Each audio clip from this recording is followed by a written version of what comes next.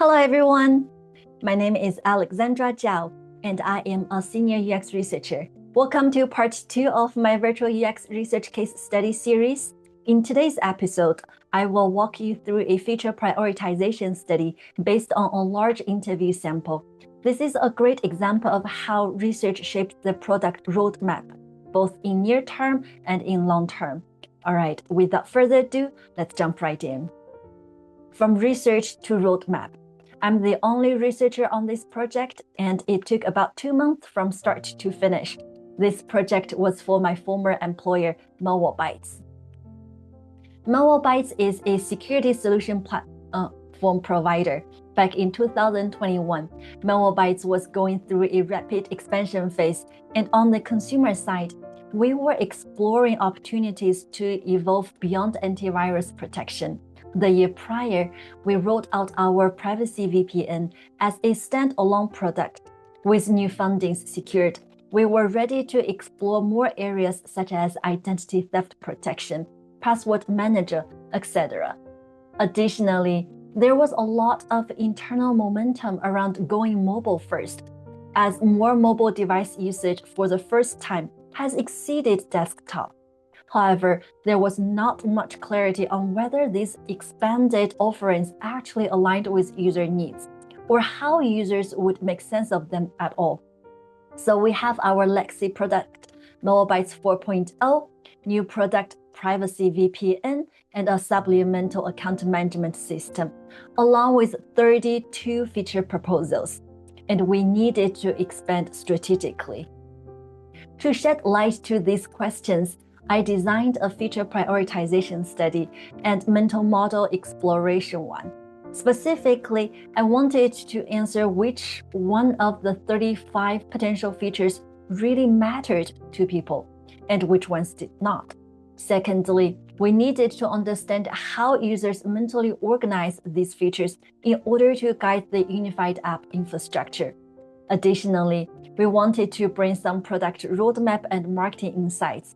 In addition to the surface level wants and dislikes, we wanted to surface the unmet needs and the underlying beliefs around security and privacy to inform the long-term strategy, not just UX. And finally, we hoped to identify which types of consumers were most likely to purchase each offering, giving both UX and marketing something to act on. To tackle this, I conducted 32 one-on-one interviews remotely over Zoom. Participants were carefully balanced across age, gender, geography, with 8 representing each of our core consumer personas. The reason why I had 4 times of the regular sample size were A, to gain persona-specific insights to inform marketing and messaging strategy for each group. B, temporarily substitute for the lack of quantitative feature prioritization data on 35 features. And lastly, with 32 sample size, we can play with some statistical analysis models and get more in-depth and accurate insights on their mental models. Aside from statistical relevance, important product roadmap decisions depend on this study, so it was worth investing more resources and be more meticulous. The structure of this study was very simple. Each session ran about an hour, and the first half was a deep dive with Kano questionnaire to evaluate the perceived future value, experience, and expectations. And the second half was an open-ended card sorting exercise to understand participants' mental models. Since Kano is a less well-known method, before we jump into the analysis and result, I'll use the next slide to explain the method and how I used it during this study. Kano model is a UX research method used to prioritize product features by understanding how they impact customer satisfaction. It categorizes features into 5 types: must-have, performance, attractive, indifferent, and reverse, based on users' response to both functional and dysfunctional questions. So I asked participants 2 questions. How do they feel if feature X is provided? And how do they feel if feature X isn't provided? So using the screen share feature on Zoom as an example, participants may tell you that they would be very happy to have that feature and won't be happy if it's unavailable. And the fancier the screen feature goes, the happier they will be. Then we can confidently say that screen share is a performance feature for a video conference tool like Zoom. And over time, performance features become must-haves. New video conference platforms won't earn a market share if they don't have the screen feature built in from day one. Annotation, on the other hand, is likely an attractive feature using keynote analysis. People don't typically expect it, but would be very delighted to have it, and missing it won't be a deal breaker. Indifferent and reverse features are ones users either did not care about or actively disliked. You don't need to remember these metrics for the rest of the case study. I will always remind you when it's needed. Okay, so because keynote questionnaires were a bit confusing and repetitive, and participants may not be familiar with some of the features or services, I used this slide to help guide them. As you can see, each participant were asked to share their knowledge and experience with that feature and to evaluate the necessity of it through the 4 questions. This helped me understand not just what people say, but also what's expected, what's delight, and what's unnecessary. Next, I asked participants to do an open card sorting exercise hosted on Optimal Workshop. This is the setup. By now, they're already familiar with all the features from Keynote questionnaire, and they were asked to group these features in however way that made sense to them, just like this.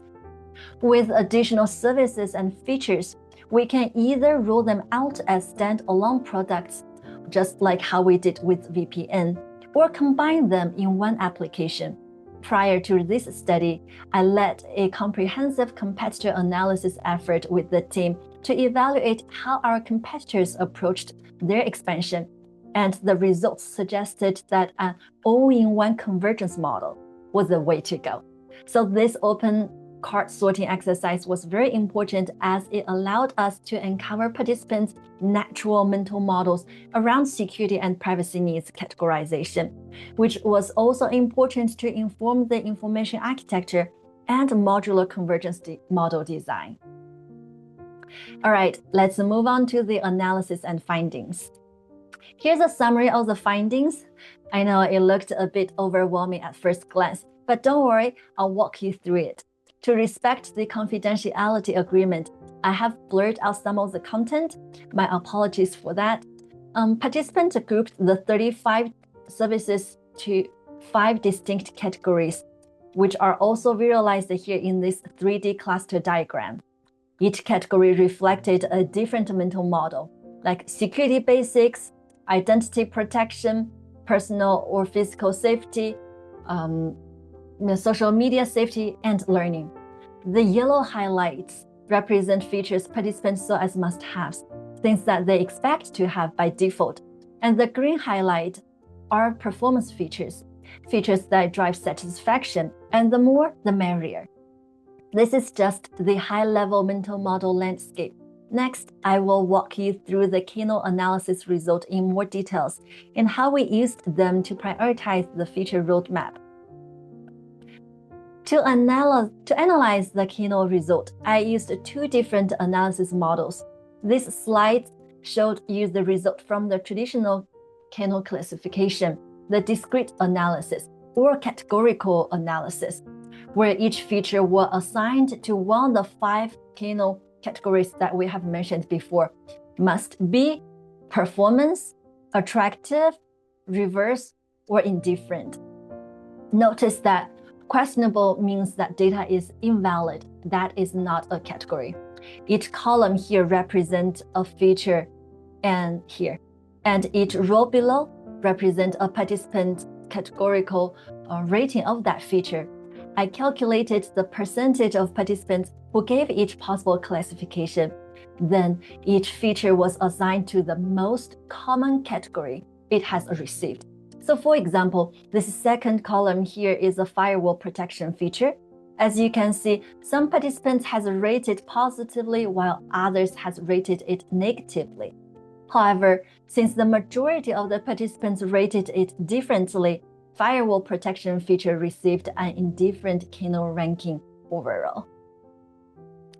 Some key insights from this analysis model were: some features like credit card protection, secured checkout, and identity theft protection alerts were rated as performance features across nearly all personas, meaning they drive satisfaction when present and frustration when absent.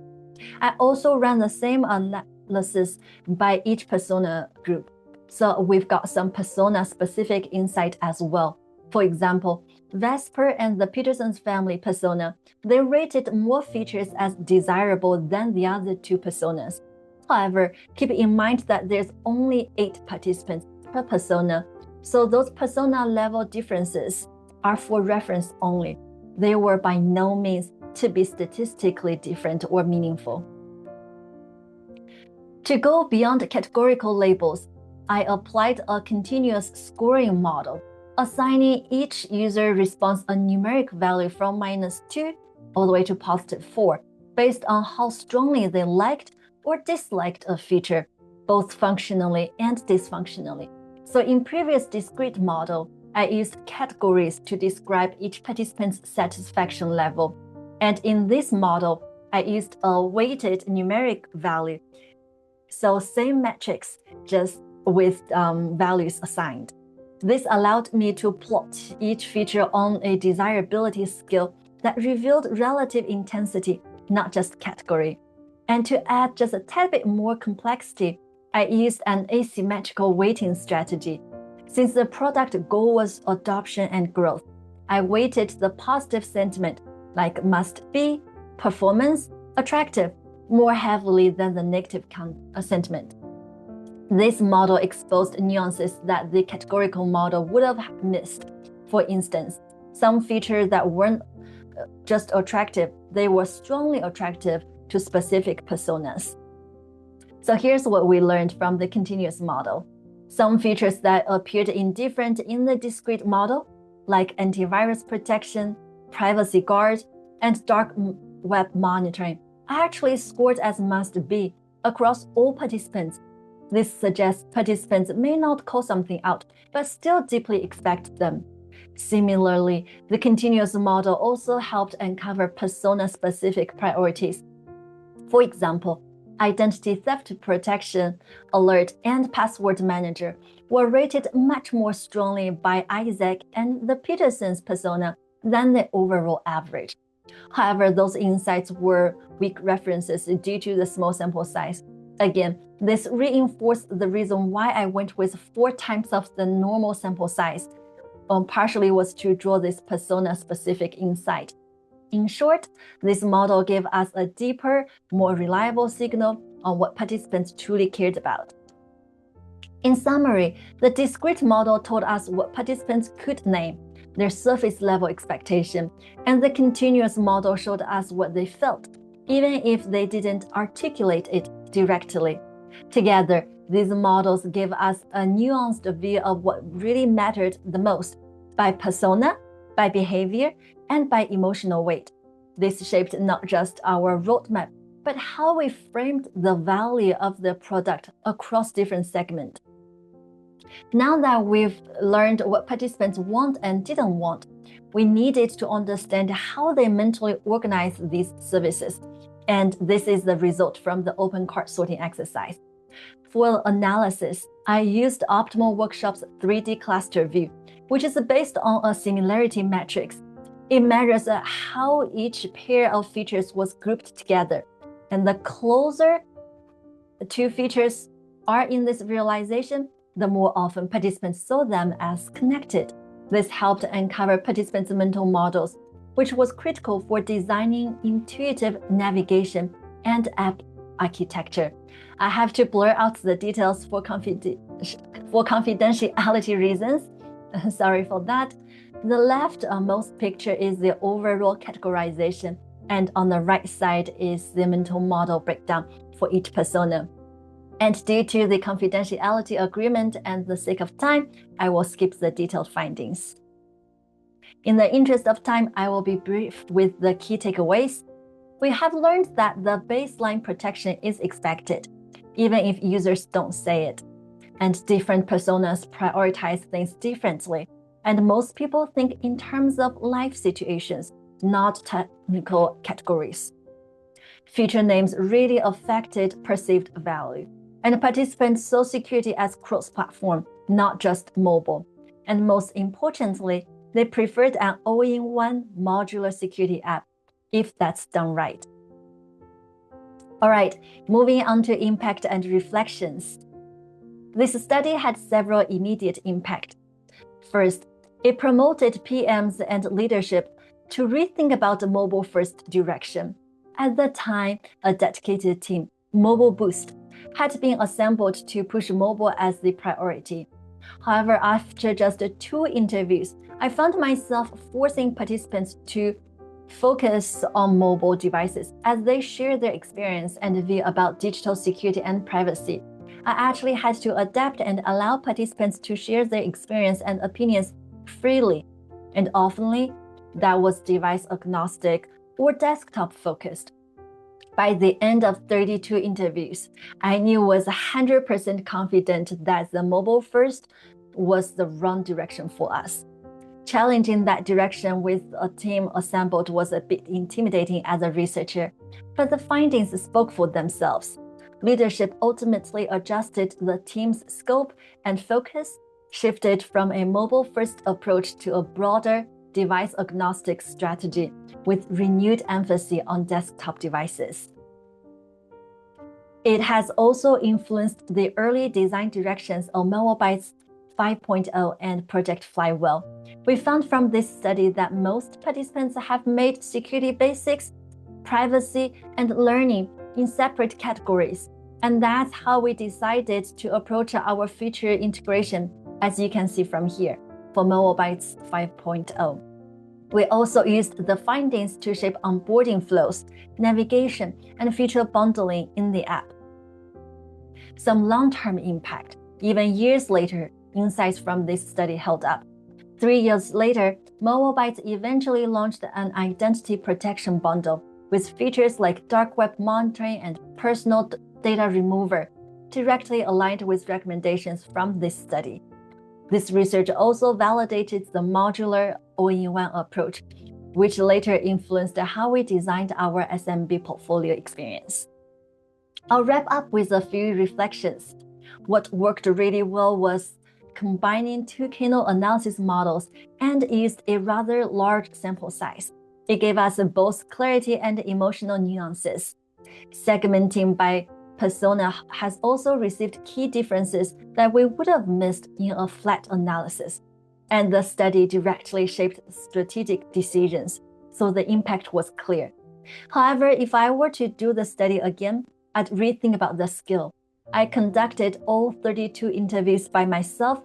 While incredibly valuable for me, it was also time-intensive. In hindsight, a semi-moderated hybrid approach might have worked even better. For example, using open-ended survey questions, asynchronously card sorting, and Kano-style evaluation online, then supplementing with smaller set of one-on-one in-depth interviews that would have helped with the scalability while still preserving depth. And that concludes the end of this case study. Thank you so much for watching. If you enjoyed this case study, don't forget to check out the introductory episode of this theory, where I have shared a lightweight study I led on the Google Shopping team, along with a brief introduction to my professional background. If you have any questions or feedback about this study, or UX research in general, please feel free to leave me a comment down below. I'll continue to post more case studies from my portfolio. If you'd like to see more of my work, you can visit my website at alexandra-zhao.com or connect me on LinkedIn. Bye!